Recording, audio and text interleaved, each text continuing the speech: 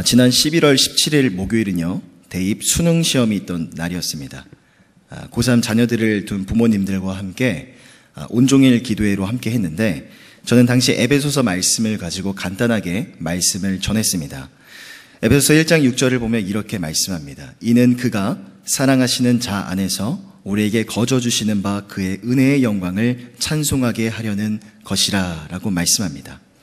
하나님께서 예수 그리스도를 통하여 우리 가운데 구원의 선물을 허락해 주셨는데, 그 구원의 선물을 우리 가운데 거저 주신 것은 바로 우리가 아무것도 자랑할 수가 없는 것이죠.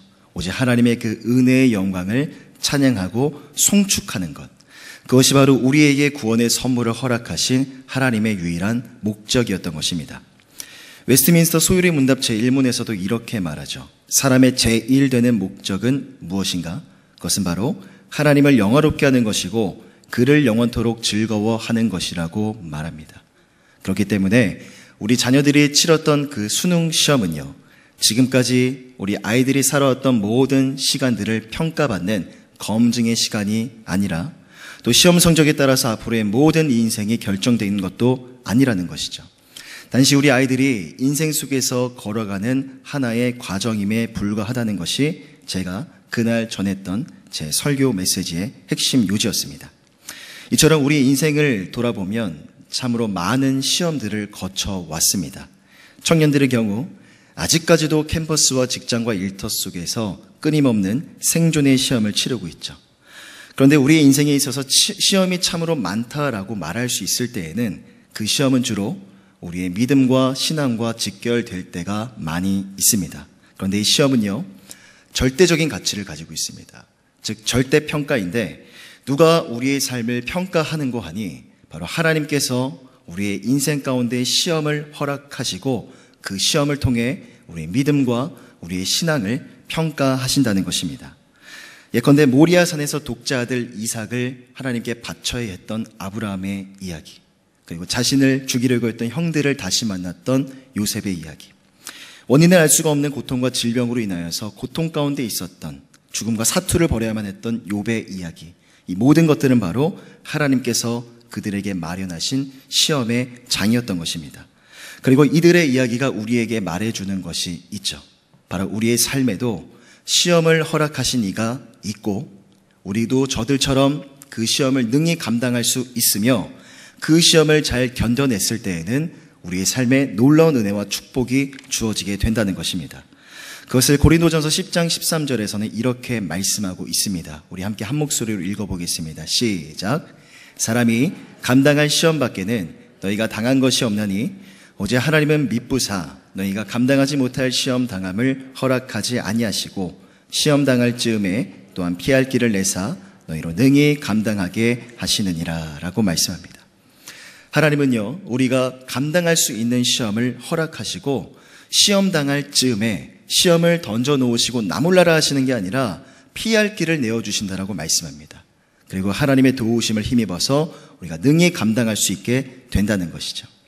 그러기에 우리는 약속의 말씀을 붙들고 의지하여서 우리의 삶에 때로는 시험이, 때로는 어려움이 찾아오게 될 때에도 시험을 허락하신 이의 의도하심을 믿고 놀라지 않고 당황하지 않고 묵묵히 견뎌낼 수가 있는 것입니다. 이처럼 하나님은요, 뭔가를 우리에게 바라실 때 우리가 할 수 없는 것들을 바라지는 않으시는 것 같습니다. 우리가 반드시 할 수 있는 것들을 하라고 말씀하시고 감당할 수 있는 것들만을 허락하신다는 겁니다. 데살로니가전서 4장에서는 이렇게 말씀합니다. 하나님의 뜻은 이것이니 너희의 거룩함이라. 하나님이 우리를 부르심은 부정하게 하심이 아니요 거룩하게 하심이니라고 말씀하시죠.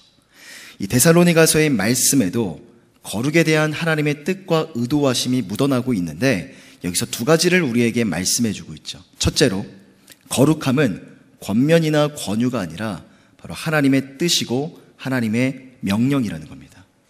하나님의 명령이고 하나님의 뜻이기 때문에 여기에서 우리는 오직 순종의 의무만을 갖게 된다는 것이죠. 두 번째로, 거룩하게 사는 것은 그리 불가능한 것만은 아니라는 것이죠. 물론 우리가 예수 믿는 성도로서 이 땅 가운데 거룩하게 살아가는 게 쉽지만은 않습니다.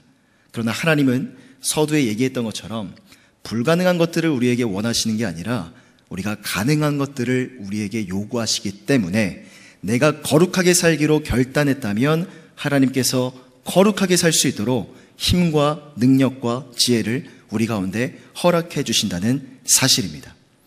오늘 본문을 보면 그 하나님 앞에서 이 거룩함을 상실해버렸던 이스라엘 백성들이 바벨론 포로 생활에서 벗어나 고향 땅 예루살렘으로 돌아오게 됩니다. 그리고 무너져버린 성전을 재건하기 시작하죠. 이스라엘 백성들이 포로 생활을 했던 그 70년의 시간이야말로 하나님께서 저들에게 마련하신 믿음과 신앙의 테스트 기간이었을 것입니다. 왜냐하면 하나님의 자비는 진노보다도 크고 하나님께서 계획하신 당신의 위대한 계획은 어떠한 상황 속에서도 반드시 성취하신다는 것, 그것을 이스라엘 백성들에게 깨닫게 하는 것이 바로 하나님의 유일한 목적과 의도였기 때문입니다. 유다 백성들은 세스바살과 스룹바벨의 지도하에 고향 땅으로 돌아왔고 성전 건축에 들어가게 됩니다. 그리고 본격적으로 성전 건축을 시작하면서 성전을 중심으로 일련의 사건들이 벌어지게 되죠. 하나님은 우리를 하나님의 성령이 거하시는 거룩한 성전으로 삼으셨습니다. 그러기에 오늘 무너진 성전을 재건하는, 건축하기 시작하는 백성들의 모습을 살펴보면서 우리도 우리 안에 무너져버린 내면의 그 성전, 우리 안에 깨어져버린 신앙과 믿음을 다시 수축할 때에 우리가 반드시 기억해야 될 것이 무엇인지 그 은혜를 함께 나눠보고자 합니다. 자, 첫째로 무너진 신앙을 수축하려면 성전을 세우는 주체가 내가 아니라 하나님이심을 알아야 합니다. 우리 첫 번째 대지를 함께 한 목소리로 읽어보겠습니다. 시작. 성전을 세우는 주체는 하나님이심을 알아야 합니다. 바사왕 고레스의 명령으로 주전 538년에 약 5만 명의 유다 백성들이 고향 땅으로 돌아왔습니다. 1장에서는 바사왕 고레스가 예루살렘 성전 건축에 필요한 모든 경비와 모든 재료를 다 주라는 그 조서가 내려지고요. 2장을 보면 그렇게 바벨론 포로에서 돌아온 귀한 자들의 명단이 나오고 있습니다. 귀한 자들이 도착하자마자 가장 먼저 했던 것은 여호와 하나님 앞에 제단을 쌓았고 성전의 기초를 닦을 준비를 했습니다. 이게 3장 전반부의 이야기죠. 자, 그런데 70년 동안의 이 포로 생활을 마치고 돌아와 보니 유다 백성들 앞에 놓여 있었던 것은 바로 폐허로 변해버린 고향 땅의 모습이었습니다. 뿐만 아니라 주전 722년에 이 북이스라엘이 멸망할 당시에 아수르의 왕들은 이민족들을 데려다가 강제로 이 사마리아라는 지역에 살게 했습니다. 자, 그런데 이 이민족들이 사마리아 땅에 터전을 낳고 살기 시작하면서 엄청난 세력을 이루었는데 이들이 예루살렘의 성전을 세우는, 재건하는 그 일들을 조직적으로 방해하기 시작했던 것입니다. 이들이 왜 그토록 성전 건축을 방해했는고 하니 바로 예루살렘에 여호와 하나님을 예배하는 예배 공동체가 생기면 지금까지 자신들이 터전을 잡고 마음대로 살아왔는데 자신들이 주도했던 혼합적이고 다문화적인 가나안 땅의 질서와 그 체계가 깨어질까봐 두려웠던 것입니다. 실제로 역사를 살펴보면 이 이민족들의 반대, 사마리아인들의 조직적인 반대 때문에 실제로 성전 건축이 무려 16년 동안이나 지연되기도 했었습니다. 그러나 하나님께서는 학개 선지자와 스가랴 선지자를 통해서 백성들을 격려하셨고요. 4년 내에 이 성전이 완성될 것이라는 구체적인 약속의 말씀도 허락해 주셨습니다. 결국 주전 537년에 성전 재건이 시작되어서 주전 516년, 거의 20년 만에 성전 재건을 완성하게 되었던 것입니다. 이 성전 건축의 사건은요, 구속사적인 관점에서 바라볼 때 참으로 중요한 의미를 지니고 있습니다. 하나님께서 성전을 통해서 당신의 백성들과 만나겠다고 하신 그 관계의 축복, 그 교제의 축복이 솔로몬의 성전이 무너지면서 잠깐 중단된 것처럼 보였지만 오늘 스룹바벨과 1차 포로 귀한 자들에 의해서 성전 재건이 다시 시작되기 시작한 겁니다. 그러기에 그 교제의 축복도 점차 회복되고 있는 것이었죠. 그런데 그 약속이 점차 성취되는 과정 속에서 우리는 뭔가를 발견할 수가 있습니다. 바로 이 과정 속에 하나님이 어떻게 일하시고 역사하셨는지를 발견할 수가 있죠. 그 첫 번째는 바로 하나님께서 바사왕 고레스라는 사람을 이스라엘의 역사 속에 등장시키셨다는 겁니다. 이사야 44장 28절입니다. 고레스에 대하여는 이르기를 내 목자라 그가 나의 모든 기쁨을 성취하리라 하며 예루살렘에 대하여는 이르기를 중건되리라 하며 성전에 대하여는 내 기초가 놓여지리라 하는 자니라 라고 말씀합니다. 하나님은 무려 200년 전에 200년이나 앞서서 이사야 선지자를 통해 고레스를 예언하셨던 겁니다. 바로 고레스를 하나님의 백성들을 살펴주고 돌봐줄 목자로 선택하셨던 것이죠. 이것을 에스라 1장 1절에서는 이렇게 말합니다. 하나님께서 바사왕 고레스의 마음을 감동시키매. 하나님이 바사왕 고레스의 마음을 감동시키셨다고 말씀합니다. 뿐만 아니라 하나님은 성전 건축을 하는 과정 속에서도 백성들과 함께 하셨습니다. 이 성전 건축을 방해하는 세력들 때문에 귀한 직후 성전 건축에 대한 백성들의 열정은 점점 식어져 가고 있었습니다. 아마 성전 건축은 이미 끝나버렸다고, 더 이상 소망이 없다고 포기해버렸을지도 모르는 일입니다. 그러나 그 절망과 포기의 순간이 바로 하나님이 일하시고 역사하시는 순간이었죠. 하나님은 학개와 스가랴 선지자를 통해서 무섭도록 백성들을 꾸짖으셨고 그들의 마음에 다시 한번 소망과 열정을 갖게 하셨습니다. 이스라엘 백성들이 잃어버린, 유다 백성들이 포기해버렸던 그 16년의 시간 속에 하나님은 여전히 일하고 역사하셨던 것입니다. 주 안에 사랑하는 성도 여러분들, 고린도전서 3장 16절을 보면 하나님께서 저와 여러분들을 하나님의 성령이 거하시는 거룩한 성전으로 삼으셨습니다. 그런데 때로는 이 성전이 무너지는 것, 우리 안에 믿음과 신앙이 깨어지는 것을 경험하는 것도 때로는 하나님의 영광과 하나님의 임재를 경험하는 방편이 되는 것 같습니다. 왜냐하면 우리의 믿음과 우리의 신앙이 깨어지고 무너져도 결국 이것을 다시 일으켜 세우시는 것은 바로 내가 아니라 여호와 하나님의 주권이기 때문입니다. 무너졌을 때, 우리가 실패했을 때에만 그 하나님의 임재와 하나님의 영광을 경험할 수가 있는 것이죠. 설교의 서두에서 우리를 향한 하나님의 뜻은 바로 거룩이라고 저는 데살로니가 전서의 말씀을 통해서 이야기를 드렸습니다. 그런데 하나님의 뜻은, 우리의 삶을 향한 하나님의 뜻은 거룩임에도 불구하고 우리의 삶을 들여다보면 실제로 거룩한 삶을 살지 못한다고 느껴질 때 우리는 극심한 갈등과 깊은 고민 가운데 빠져버리게 됩니다. 즉, 예수 믿는 성도이기 때문에 어떻게 살아가야 될 것인지는 우리가 머리로 너무나 잘 알고 있는데 실제적인 삶 속에서 그게 이루어지지 않을 때 충돌이 생기게 되는 것이죠. 제가 청년들과 함께 만나서 교제할 때마다 그런 신앙의 깊은 고민을 가진 청년들을 종종 만나게 됩니다. 진정으로 자신의 옛사람의 모습을 미워해요. 변화되고자 합니다. 믿음과 신앙이 성장하기를 간절히 갈망하는데 실제적인 삶 속에서 그게 잘 이루어지지 않는 겁니다. 왜냐하면 머리로는 너무나 잘 알고 있는데 내 자아가 너무나 강했던 것이죠. 그런 청년들을 바라볼 때마다 사실 어떻게든 막 도와주고 싶습니다. 또한 그런 청년들의 믿음의 고백을 들을 때마다, 결단과 헌신을 바라볼 때마다 저 또한 적지 않은 도전을 받게 되는 것이 분명한 사실입니다. 여러분 안에도 혹시 그런 고민과 그런 갈등들이 있으십니까? 여러분에게도 그런 신앙적인 고민들을 갖고 계십니까? 어쩌면 이런 고민들과 갈등은요, 오늘 본문에 나오는 귀한 민들이 가지고 있는 고민이었을지도 모릅니다. 처음에는 열정적으로 성전 건축에 임합니다. 여호와를 향해서 제단도 쌓고요, 성전 건축을 위해서 정성을 다해 준비를 합니다. 그러나 방해하는 세력들 때문에 점점 무기력해지고 나는 할 수 없다고, 우리는 끝났다고 판단해버리는 것이죠. 변화와 성장에 대해서 아무런 소망을 갖게 되지 못하게 되는 것입니다.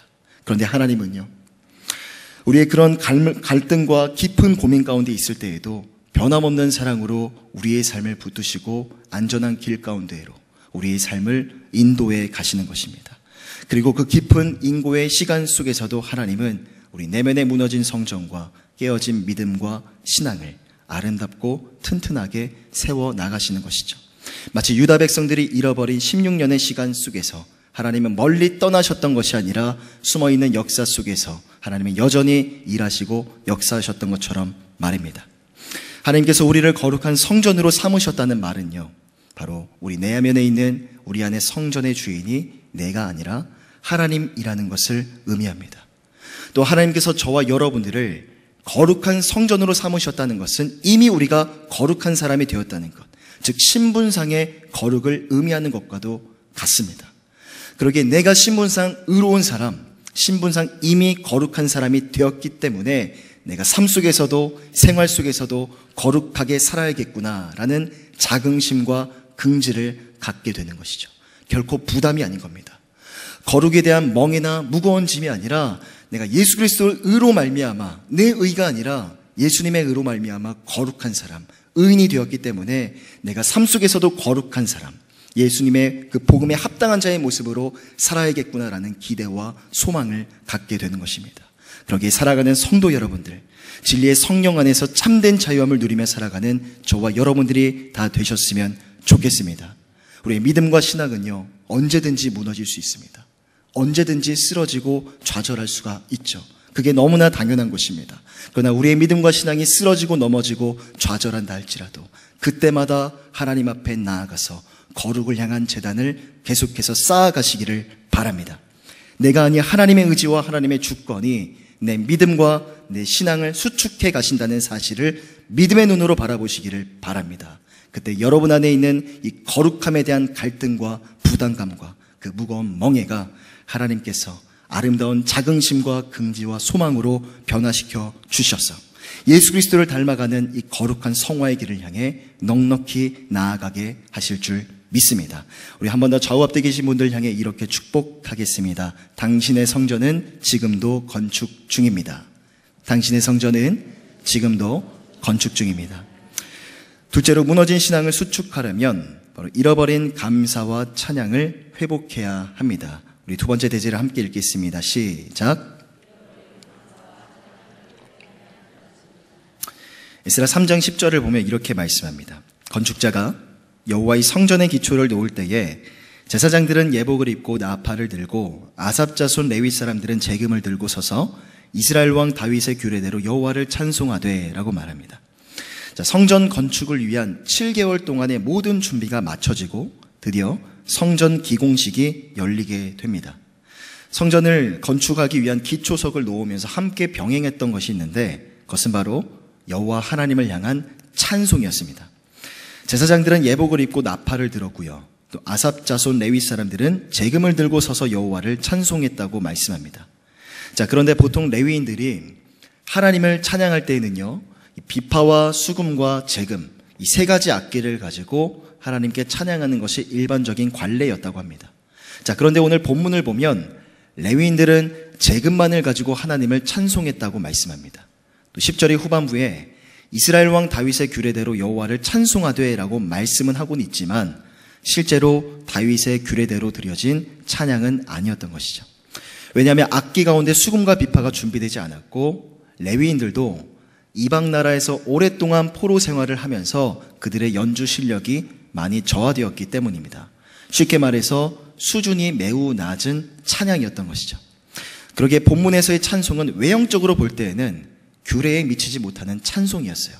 그러나 그 찬송의 내용을 들여다보면 매우 아름다운 찬양의 고백이었습니다. 포로에서 귀환한 후 벅찬 감동과 감격을 가지고 또 하나님을 향한 감사와 진심에서 우러나오는 찬양의 고백을 하나님께 올려드린 그런 찬양의 고백이었기 때문입니다. 성전의 기초를 놓기는 놓았지만 언제 이 성전이 완공될지는 모릅니다. 성전을 건축하는 과정 속에서 어떤 어려움이 있을지 어떤 사건들이 있을지 몰랐지만 이스라엘 백성들은 감사의 찬양으로 감사의 고백으로 또 감사의 선포로 하나님의 성전을 이미 세워가고 있었던 것입니다. 사랑하는 성도 여러분들, 바둑 기사들은요, 이 대국이 끝나면 승자와 패자가 같이 복기를 하는 경우가 있다고 합니다. 이 방금 두었던 판을 그대로 한 수씩 다시 두면서 어느 순간에 패착과 실수가 있었는지 또 어느 순간에 신의 한 수가 있었는지를 다시 공부하는 그런 시간인 것이죠. 이처럼 우리의 인생 가운데에서도 영적인 복기가 필요할 때가 있는 것 같습니다. 저는 그때가 바로 지금 이 시즌이라고 생각합니다. 바로 한 해가 마무리되어 가고 있는 지금 이때에 영적인 복기를 통해서 우리는 새롭게 다가오는 2017년을 더욱더 효과적으로 준비할 수가 있는 것이죠. 지금까지 걸어왔던 시간들을 돌아보고 반추해 보면서 어느 순간 내 삶 가운데 실수가 있었는지 패착이 있었는지를 되짚어보고 그것이 다시 되풀이되지 않도록 다짐하게 되는 겁니다. 그런데 그 영적 복기 속에서 우리가 발견할 수 있는 너무나도 중요한 가치가 있다면 그것은 바로 감사의 가치인 것 같습니다. 나는 실패할 수밖에 없었고 나는 넘어질 수밖에 없었지만 하나님이 나와 함께 동행하심으로 내 인생에 두신 그 신의 한 수가 있었기 때문에 내가 여기까지 왔노라고 그렇게 겸손히 고백할 수 있는 것이죠. 저 또한 2016년 한 해를 돌아보면 참 많은 감사의 제목을 발견할 수가 있습니다.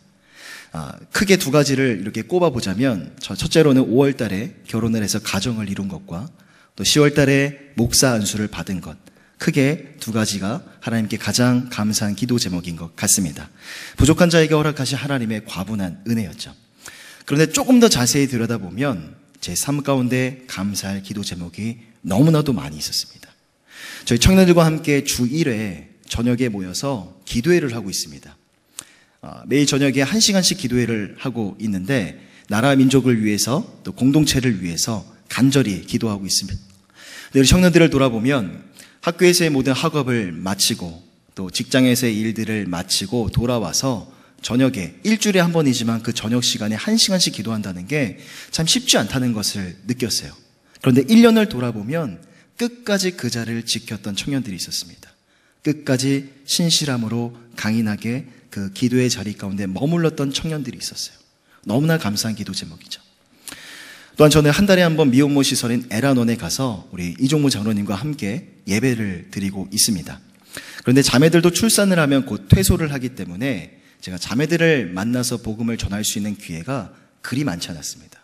계산을 해보니까 한 사람의 그 자매당 제가 만나서 복음을 전할 수 있는 기회는 3번, 길면 4번 정도밖에 되지 않았어요. 이게 예배를 드리면서 제 안에 되게 많은 안타까움으로 다가오게 되더라고요. 근데 최근에 드렸던 예배를 통해서 하나님이 어떤 자매의 마음을 만지시는 걸 경험했습니다. 그리고 작지만 어떤 변화가 있는 것을 보게 되면서 마음에 참 깊은 감동과 감사가 되더라고요. 예배가 3번밖에 되지 않는 것에 대한 불평보다는 한 번의 예배가, 한 번 말씀 전할 수 있는 그 기회가 너무나 귀하고 감사하게 느껴졌습니다. 시편 138편 7절에서 다윗은 과거에 그리고 지금 이 순간 자신에게 베푸신 하나님의 은혜를 바라보며 미래에도 앞으로도 자신의 삶을 지켜줄 하나님에 대한 굳건한 확신을 가지고 이렇게 고백합니다. 우리 시편 138편 7절을 함께 고백하도록 하겠습니다. 시작. 내가 환난 중에 다닐지라도 주께서 나를 살아나게 하시고 주의 손을 펴사 내 원수들의 분노를 막으시며 주의 오른손이 나를 구원하시리이다. 과거와 현재와 앞으로도 하나님의 은총이 나를 살게 하고 나를 보호하며 나를 구원할 것을 믿기 때문에 다윗은 1절에서 이렇게 고백할 수 있었던 것이죠. 내가 전심으로 주께 감사하며 신들 앞에서도 주께 찬송하리이다. 다윗이 자신의 삶을 복귀했을 때 그가 발견했던 가치도 바로 감사의 가치였던 것입니다. CBS에서 제작한 순종이라는 영화가 있습니다. 해외 오지에서 활동하고 있는 선교사님들의 이야기를 담은 다큐멘터리죠. 여기 나오는 김영화 선교사는요, 자신의 아내인 손희진 선교사와 함께 레바논에 있는 시리아 난민촌에서 난민들과 함께 생활하고 있습니다. IS의 학살을 견디다 못해 레바논으로 탈출했지만 난민들은 고향 땅을 그리워하고 그곳에 남겨두고 온 가족들 때문에 눈물이 마를 날이 없습니다. 그렇지만 고향 땅과 가족을 떠나서 레바논에 시리아 난민들과 함께 살고 있는 김영화 선교사에게도 가족들을 향한 그리움은 동일했습니다. 김영화 선교사의 아버지는 퇴직을 하시고 폐지를 줍는 일을 한다고 합니다. 어머니는 몸이 많이 편찮으시다고 합니다. 게다가 동생은 다운 증후군이라는 장애를 앓고 있다고 합니다. 사람들이 이렇게 묻는다고 합니다. 왜 한국에 있는 가족들을 돌보지 않고 여기에 와 있습니까? 왜 여기 와 있습니까? 김영하 선교사는 난민들에게 이렇게 고백합니다. 나도 멀리 한국에서 왔습니다. 한국에 내 사랑하는 가족들도 있고요. 나도 가족들이 너무나 보고 싶지만 내가 여기 있는 것은 바로 당신들 때문입니다.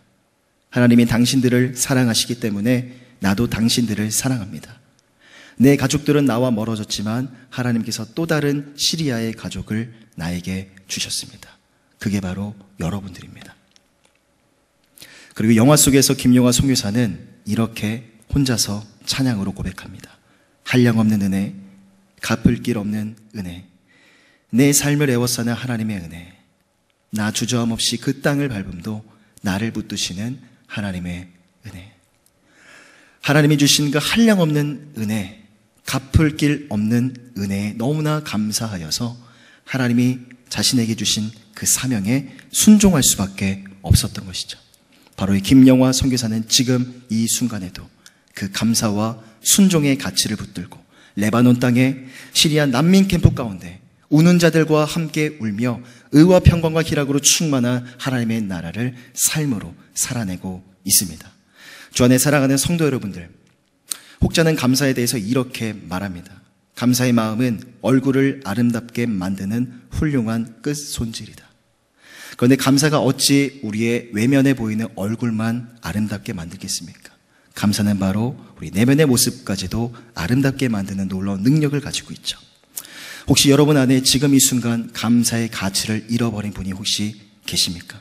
오늘 본문에 나오는 유다 백성들처럼 부족하고 초라하지만 성전의 기초를 놓음과 동시에 그 형편없는 찬양을 하나님께 감사로 올려드렸던 유다 백성들처럼 머나먼 레바논 땅 가운데 있지만 화려하진 않아도 가슴속 진솔한 고백으로 하나님 앞에 찬양을 올려드렸던 김영화 선교사처럼 여러분 감사의 찬양과 감사의 찬송을 하나님 앞에 올려드려 보시기를 바랍니다. 그때 하나님께서 여러분의 그 감사의 찬양을 기뻐 받으시고 반드시 우리 안에 무너진 신앙과 믿음을, 내면에 보이지 않는 신앙의 성전을 다시 한번 일으켜 세우실 줄 믿습니다. 그 감사의 능력으로, 감사의 가치로 외면의 수뿐만 아니라 내면의 가치도 아름답게 가꿔가는 저와 여러분들 다 되시기를 주님의 이름으로 간절히 부탁드립니다.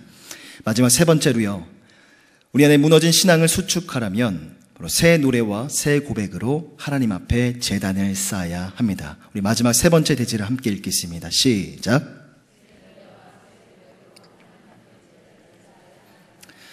에스라 3장 12절 13절에서 이렇게 말씀합니다. 제사장들과 레위 사람들과 나이 많은 족장들은 첫 성전을 보았으므로 이제 이 성전의 기초가 놓임을 보고 대성통곡하였으나 여러 사람은 기쁨으로 크게 함성을 지르니 백성이 크게 외치는 소리가 멀리 들리므로 즐거이 부르는 소리와 통곡하는 소리를 백성들이 분간하지 못하였더라 라고 말씀합니다.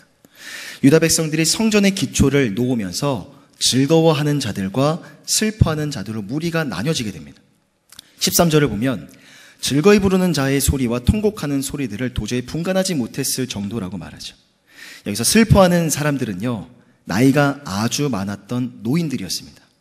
이 과거 화려했던, 이 웅장했던 솔로몬의 성전을 목격했던 사람들이었죠. 아마 그때는 청년의 시절이었을 것입니다. 그들 안에는 폐허가 된 성전이 드디어 재건이 되는 그 감격과 기쁨도 있었겠지만 그보다는 과거 솔로몬의 성전과 비교할 수 없을 정도로 너무나 초라한 성전의 모습을 보며 깊은 비애감을 느꼈을 겁니다. 반면에 젊은 사람들은 성전의 기초가 놓이는 것만을 보고도 마음에 깊은 감동과 감격을 받아서 희망을 담아 하나님 앞에 새로운 찬양을 올려드렸던 것이죠. 성경은 우리에게 계속해서 새 노래로 하나님을 찬양하라 그렇게 권면합니다. 시편 33편 3절을 보면 새 노래로 그를 노래하며 즐거운 소리로 아름답게 연주할지어다 라고 말합니다. 그런데 시편 33편 뿐만이 아니라 무수히 많은 시편 기자들이 새 노래로, 새 찬양으로 여호와 하나님 앞에 나아갈 것을 권면하고 있습니다. 성경에서 말하는 새 노래는 바로 삶 속에서 하나님의 신실하심과 선하심을 날마다 경험하고 우리의 심령이 새로워져서 하나님 앞에 고백하는 그런 새 노래인 것입니다. 다시 말해서 수백 년 전에 만들어진 찬양이기 때문에 그것은 옛 노래, 옛 찬양이 아니라 지금도 살아계시고 실제하시는 하나님을 날마다 경험하고 그 하나님께서 부어주시는 은혜를 날마다 공급받을 수 있다면 수백 년 전, 수천 년 전에 지어진 찬양이라 할지라도 그 찬양의 고백 가운데 내 삶을 담아서 내 믿음의 고백을 담아 하나님 앞에 믿음의 고백, 새로운 찬양과 새로운 고백으로 나아갈 수가 있는 것입니다. 유다의 나이 많은 백성들이 흘린 눈물은요, 통곡의 눈물이 아니라 반드시 기쁨의 눈물이어야만 했습니다. 비록 솔로몬의 성전과 함께 언약궤도 파괴되었고 재건되는 성전의 초라함은 그 자체였지만 성전 재건으로 인하여 잃어버린 이스라엘 백성들의 정체성이 회복되는 것이었기 때문에 그들이 흘리는 눈물은 애통함의 눈물이 아니라 기쁨의 눈물, 하나님을 향한 새로운 찬양과 새로운 고백이어야만 했던 것입니다. 제가 가장 좋아하는 찬송가는 우리가 앞서 불렀던 찬송가 288장 예수를 나의 구주 삼고라는 찬양입니다. 언제 들어도 참 언제 불러도 마음에 깊은 감동이 되는 찬송인데 저는 개인적으로 3절 가사가 참 마음에 깊이 와닿습니다. 주 안의 기쁨 누림으로 마음의 풍랑이 잔잔하니 세상과 나는 강고답고 오직 구속한 주만 보이도다. 이 찬송가 288장을 작사한 미국의 환희 크로스비 여사라는 사람이 있습니다. 이 크로스비 여사는 뉴욕의 작은 마을에서 태어났는데 태어난 지 6주 만에 심각한 안구 질환을 겪게 되었다고 합니다. 그리고 결국 6주 만에 심각한 놀병을 앓다가 결국 모든 시력을 실명하게 되었죠. 이 크로스비 여사는 평생 시각장애인으로 살았지만 이 모든 것이 자신의 삶을 향한 하나님의 섭리였고 하나님의 선물이며 하나님이 주신 축복이었노라고 그렇게 고백합니다. 그리고 그녀는 만약 자신이 앞을 볼 수 있었다면 아마도 자신은 흥미롭고 아름다운 것들 때문에 마음이 빼앗겨서 결코 하나님 앞에 수천 편의 시를 지을 수 없었을 것이라고 그렇게 겸손히 고백합니다. 누군가가 이렇게 물었다고 합니다.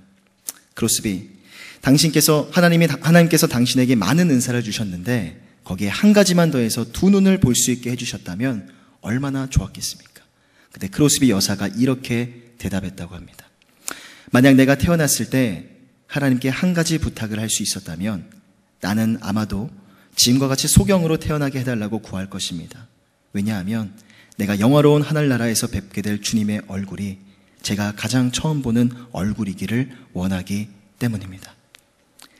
크로스비 여사는 일평생 앞을 보지 못하는 깊은 절망과 좌절 속에서도 결코 무너지지 않았습니다. 오히려 날마다 하나님과 깊은 만남과 교제를 이루어가면서 매일매일 하나님 앞에 새로운 노래와 새로운 찬양과 새로운 고백으로 나아갔던 것이죠.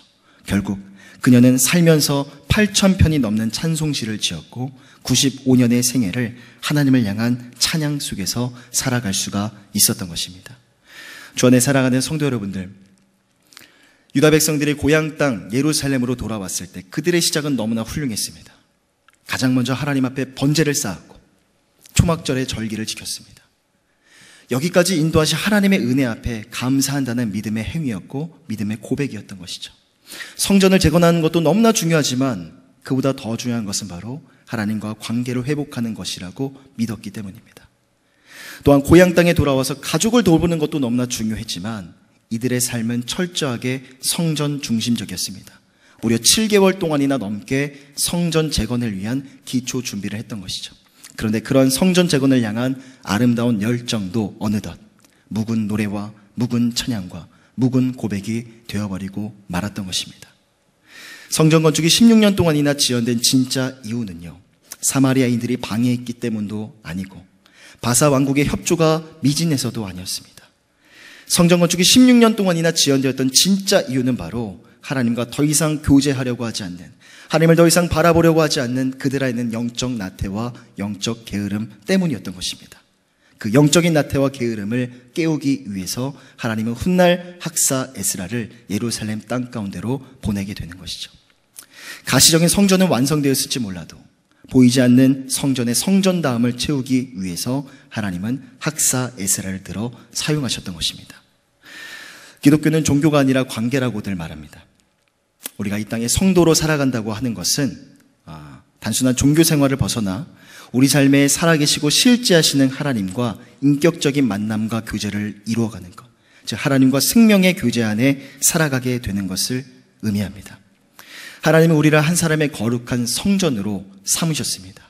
그리고 그 성전은 지금 이 순간도 멈추지 아니하고 지어져 가는 중에 있습니다. 여러분 믿으십니까? 그리고 그 성전 가운데 하나님께서 성령으로 우리와 함께 하신다라고 말씀하십니다. 우리가 말할 수 없는 탄식과 고통과 절망 가운데 있을 때에도 하나님은 보혜사 성령으로 우리와 함께 하셔서 우리를 도우시고 우리를 위해 기도하시며 우리를 위해 친히 간구하시는 것입니다. 그 하나님 때문에 우리는 하나님 앞에 우리의 삶을 거룩한 산 제물로 구별하여서 예배함으로 올려드릴 때 하나님은 그 예배를 기뻐 받으시고 흠양하셔서 하늘에 생수를 내리시고 우리의 목마른 목을 축이시는 것이죠. 고혹하는 목사님을 향해서 후대에 많은 평가들이 있습니다.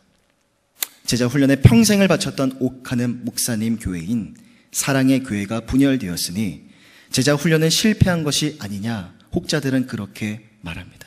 그러나 내려놓음의 저자 이용규 선교사는 이렇게 말합니다. 제자 훈련은 결코 실패하지 않았다. 고 옥하는 목사님의 전체적인 삶은 바로 옥하는이라는 사람을 작은 예수로, 예수님의 신실한 제자로 세우기 위한 하나님의 진정한 제자 훈련의 시간이었다고 그렇게 말합니다. 결국 실패와 성공을 논할 수가 없는 것이죠. 그러기에 살아가는 성도 여러분들, 우리의 믿음도, 우리의 신앙도, 우리 안에 거룩함도, 우리 안에 성전을 세워가는 것도 결코 실패가 없는 것 같습니다. 왜냐하면 지금 이 순간에도 하나님은 우리의 삶을 강하게 붙들고 계시기 때문입니다. 그러기에 지금의 넘어짐과 실패와 아픔과 눈물까지도 여러분 다 내치지 마시고 모두 다 내 것으로 끌어 안으시기를 바랍니다. 결국 이 모든 것이 우리 내면의 성전이 하나님 앞에 아름다운 성전으로 세워져가는 과정이고, 우리 자신이 하나님 앞에 작은 예수로, 예수 그리스도를 따르는 신실한 제자로 세워져가는 과정이기 때문입니다. 이스라엘의 무너진 성전이 다시 건축되었던 것처럼 여러분 안에, 우리 안에 무너진 성전과 믿음과 신앙도 지금 이 순간 하나님의 권능으로 반드시 다시 수축될 줄 믿습니다.